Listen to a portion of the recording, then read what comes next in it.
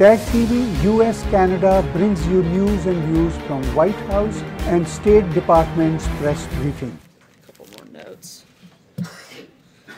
On behalf of the President and the First Lady, I'd like to wish a very happy birthday to America's oldest living veteran of World War II, Richard Overton. Richard, who lives in Austin, Texas, is turning 112 years old today. He served in the Pacific Theater from 1942 to 1945 as part of the All-Black Engineer Aviation Battalion. Happy birthday, Richard, and thank you for your service. Speaking of birthdays and those with a lot of candles on their cake, I'd also like to wish General John Kelly a happy birthday. And finally, looking ahead to Sunday, happy Mother's Day. And as a note of free advice, don't forget to call your moms. You might even buy flowers if you feel inclined. And with that, I will take your questions. Jonathan. Sir, on the Kim Jong-un summit, we're told that the summit will be a day-long, possibly extending to a second day. What is the best-case scenario for what can be accomplished in a single day? What does the President think can be done in a single day with Kim Jong-un? Certainly not going to get ahead of those conversations. As you stated, we plan for a full day of meetings on the 12th with some time reserved to carry over if necessary. Certainly the best outcome would be an agreement for complete and total denuclearization. But this is the beginning part of these conversations. I'm not going to get ahead of what we expect for that day, but certainly that would be, I think, the best outcome, and we've been pretty upfront about that. Do they think that could actually happen in a day, or is this... Again, I'm not going to get ahead of this conversation and the process, but there have been several conversations that have taken place leading up to both Secretary Pompeo has had now 2 meetings that have been part of this process. So it's not just one day that is, you have to look at the broader picture, but certainly we have that time set aside at this point. Justin. I wanted to ask about the auto meeting earlier today. I know attendees at these sort of spitball sessions can often leave with the impression that the President agrees with their position. So I wanted to see if you could clarify both if the President or the administration has agreed to open negotiations with California on a national CAFE standard rather than sort of the dual system that could exist. And we haven't finalized what that looks like, but today was a part of that conversation, part of the discussion on how best to move forward. We're going to continue these conversations as we have a specific policy announcement on that front. We'll let you know. Sarah. John. If I could come back to North Korea. The President says that he believes that it's Kim's intention to denuclearize, but when you listen to Kim Jong-chul, who's in charge in North Korea of North-South relations, he said, listen, the reason why we're doing all this is because our nuclear program is complete. The reason why we're shutting down our test site is because we don't need it anymore. Our nuclear program is complete. I mean, it's kind of akin to somebody who builds a house and then enters a negotiation to tear it down. What gives you confidence that Kim actually wants to take apart something that he just built? Look, the President is going into this with eyes wide open, as he said many times. We'll see what happens. But this is certainly a process that has moved in the right direction. We've seen some signs of goodwill from North Korea just this week with the 3 Americans brought back home. Also the stopping of the ballistic missile test, them stopping with their research and development on their nuclear program. And we're going to continue to push for complete and total denuclearization. We're also going to continue maximum pressure until we see that happen. But again, stopping the ballistic missile testing, stopping all this testing, according to Kim Jong-chul, is because they don't need it anymore. They're done. It's kind of like you can put the saws and the hammers away because the house is done. Again, the President has been very clear that we're going into this. Certainly, we would like to see something happen, but as he has said many times, we're going to see what happens. And we hope not just for North Korea, but for the entire world, that they do the right thing and that this goes forward in the way that I think everyone would like to see. Eamon? Thanks, Sarah. This week, the CEOs of AT&T and Novartis both said that they thought it was a mistake for their companies to work with the President's lawyer. Does the president think it was a mistake for his lawyer to work with them? I think that this further proves that the president's not going to be influenced by special interest. This is actually the definition of draining the swamp, something the president talked about repeatedly during the campaign. And for anything beyond that, I would direct you to the president's outside counsel. This is the definition of draining the swamp, right? I mean, this is I think it's pretty clear that the Department of Justice opposed the merger, and so certainly the president has not been influenced by any, or his administration influenced by any outside special interest. Aware of those things? Sorry, Blake, go ahead. Sarah, thank you. You said in this room the other day that it is unlikely there's going to be an infrastructure bill this year. That was supposed to be the signature legislative item of 2018 for Republicans in this administration. Can you lay out for us what exactly is this White House's legislative agenda for this year?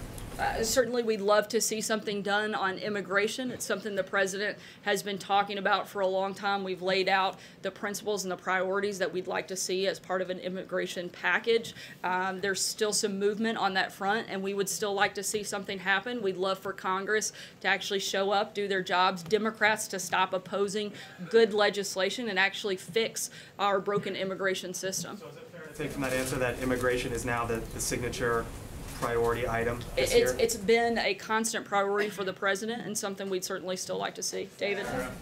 Sarah, thank you. Two questions. We've heard a lot about White House aide Kelly Sadler and her comments about Senator McCain reportedly saying in a meeting that the president shouldn't worry about the senator's opposition to the nomination of Gina Haspel because he is dying anyway. Meghan McCain, his daughter, wondered aloud today why Kelly Sadler still has a job here at the White House. Does she still have a job? I'm not going to comment on an internal staff meeting. And then secondly, I'm sorry, you had two questions. President Trump said today that he still has faith in EPA Administrator Scott Pruitt. Do you know if he was aware when he said that about these new Freedom of Information Act documents that showed last year Administrator Pruitt had dinner in Rome with a Catholic cardinal who was under investigation for child sex abuse? I'm not aware of that. I haven't spoken with the president about Administrator Pruitt today. Catherine? Following up on that question about Kelly Sadler's comment, does the White House not think that you need to condemn these remarks or comment? Again, I'm not going to validate a leak one way or the other out of an internal staff meeting. Are you saying that you didn't say this? Again, I'm not going to validate a leak out of an internal staff meeting one way or the other. Jonathan? Does the president regret what he said during the campaign about John McCain when he said he wasn't a war hero? He prefers people that weren't captured? I believe the president has spoken about that. I haven't talked with him specifically about that. Jeff? If you won't comment on the specific comment, what does the White House believe about Senator McCain? And is there a tone set from the top here where it is allowed for an aide to say he's dying anyway? Certainly, there is not a tone set here. We have a respect for all Americans, and that is what we try to put forward in everything we do, both in word and in action, focusing on doing things that help every American in this country every single day. And I think if you look at the policies we've put forth, you'll see that reflected. Why not just apologize to Senator McCain? Again, I'm not going to get into a back and forth because people want to create issues of leak staff meetings. Does the president have confidence in Secretary Nielsen? As we've said many times before, if the president no longer has confidence in a cabinet member, he'll let you know. Sarah, in that regard, what more does the president think Nielsen could do now under the law that she hasn't done already? Does he really want her to close the U.S.-Mexico border? The president wants us to do a number of things. He wants us to work with Congress, as we've laid out time and time again, and as we've called on them to do. If Democrats in Congress would stop playing political games, we'd love to secure the border. We'd love to close the loopholes in the system. We would love to get a fix on DACA. There are a number of things that we've laid out, and we'd like to see all of those things get done. Does he support the Republicans pushing to get a vote on the floor of the House to get this issue going? If it addressed all of those problems, certainly we would support things that actually fix the broken immigration system that we have. Stephen? The Secretary of Homeland Security had a statement last night in which she said that the president was rightly frustrated by congressional inaction. Why was that frustration reportedly expressed at the Secretary herself? She doesn't serve in Congress, and she can only act under what's enacted in law by the Congress. So why did the president direct his frustration specifically at her at the cabinet meeting on Wednesday? Again, I'm not going to get into a back and forth with you guys on an internal meeting. However, I can tell you that both the president and the secretary share the frustration that Congress is simply not showing up to work and getting their job done. Democrats have got to stop playing games. They've got to stop doing this just because it's a midterm year. They still have to do their job, and we would like to see them fix our immigration system. Not only is the administration frustrated, but Americans are too. 80% of Americans would like to see this problem fixed. They want something to be done. They are begging Congress to do it, and certainly I think not only does the president have a right to be frustrated, he has a right to be angry, and he is, and he's going to express that. He's done it both publicly, and he's going to continue to do that until we can actually fix this problem. Mike? NAFTA, is the White House on track to meet Speaker Ryan's deadline next Thursday? I'm sorry, can you speak up? Is the White House on track to meet Speaker Ryan's deadline next Thursday on NAFTA? We're continuing in these conversations, and we've made progress, and hopefully we'll get there. By Thursday, is the president really willing to revisit this after the elections in Mexico and the midterms? We'll let you know. Just a quick follow-up on one of my colleagues. To be clear, does Kelly Sadler still work at this White House? Yes, she does. She does. Okay, and to follow up on that, more broadly, does the president set the tone? Does he bear responsibility for the tone within this White House? The president, as I mentioned just a moment ago, supports all Americans. If you look at what he's doing every single day, he's showing up to work. He's working hard to make this country better, whether it's through building our economy, creating jobs, defeating ISIS, fixing our judiciary system, helping with the illegal immigration problems that we have. The president is addressing a number of issues. That is what our focus is. That is what we are doing here every day, and that is what the president has, I think, laid out very clearly what his interests are.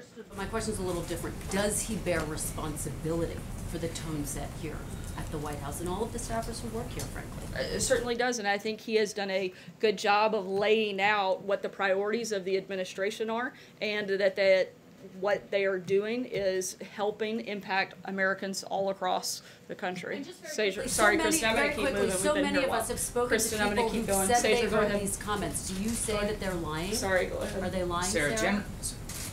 Sarah, General Kelly came out and endorsed in an NPR interview a pathway to citizenship for temporary protected status recipients who have been in the United States for quite some time. Does the president share General Kelly's view on that? I haven't seen that specific comment from the interview. I certainly know that both the president and General Kelly want to fix the system. I'd have to look at that specific comment in the interview. Did General Kelly oppose the administration's push to end TPS and actually give a deadline to some people who have been here for over 20 years to leave the country? Did he specifically I would have to look at the comment before I could weigh in. Right here. Sorry, go ahead. South Korea has a huge stake in whatever Trump and Kim agree upon. Will President Moon or another representative of South Korea be at the talks? I don't believe that there are plans for them to be part of that specific day, but certainly have been a partner in this entire process. And as you know, President Moon will be here on the 22nd to continue those conversations, and we continue to be in lockstep with the South Koreans. Hunter? Thank you, Sarah. On Wednesday, the president tweeted, quote, "The fake news is working overtime," and he said 91% of the network news about me is negative, parentheses, fake. Do you have the view that all negative stories about the president are fake? No. Why would he say that, then? I'll take one last question, Aisha. Here? Aisha, right here. Just to follow up on these payments that Michael Cohen received from AT&T and Novartis, you said that this is a sign that the president won't be influenced. But just to clarify, does the president think it's appropriate for his personal attorney to be collecting payments from private companies, presumably saying that, or presumably promising to influence policy or to give them strategy on government policy? I think the bigger point is that the president isn't going to be influenced by outside special interests. He's going to do what he finds to be in the best interest of Americans across the country. Thanks so much, guys. Hope you have a great weekend, and happy Mother's Day. TAG TV US Canada brings you news and views from White House and State Department's press briefing.